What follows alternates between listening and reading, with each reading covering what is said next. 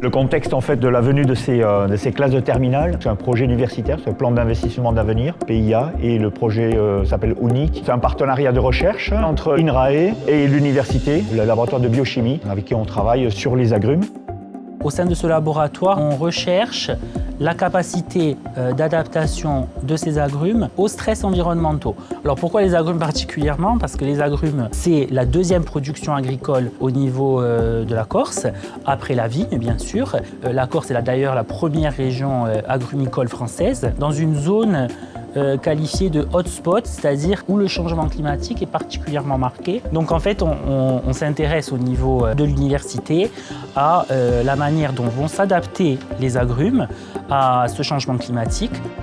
On a proposé plusieurs ateliers au niveau de l'INRAE lors de la journée d'immersion des lycéens. Nous avons travaillé à la conception d'un atelier pour suivre l'évolution des paramètres photosynthétiques. Ces paramètres photosynthétiques sont d'ailleurs les premiers paramètres à être modifiés ou perturbés en cas justement de stress environnemental. Et ici, vous avez les stressés avec du stress salin. Nous, on travaille principalement au niveau du stress hydrique, mais également en stress salin ou en stress thermique.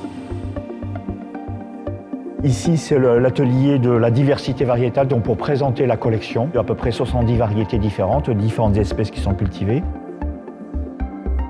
Il y a également un atelier sur la cryoconservation des graines d'agrumes.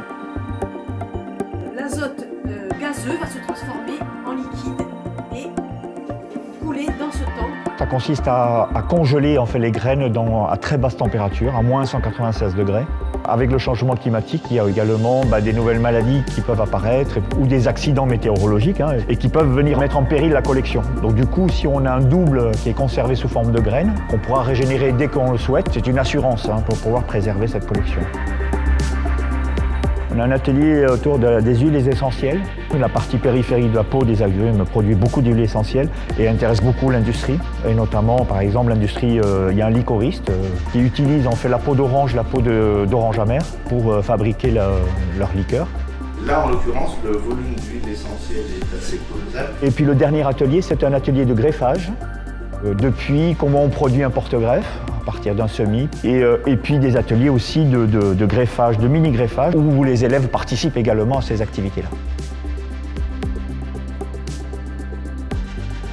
Les agrumes, c'est une filière qui est très structurée. On essaie aujourd'hui de plus en plus de travailler sur une recherche appliquée qui va répondre aux attentes au niveau insulaire, répondre à l'attente de l'agrumiculteur mais aussi à l'attente du consommateur.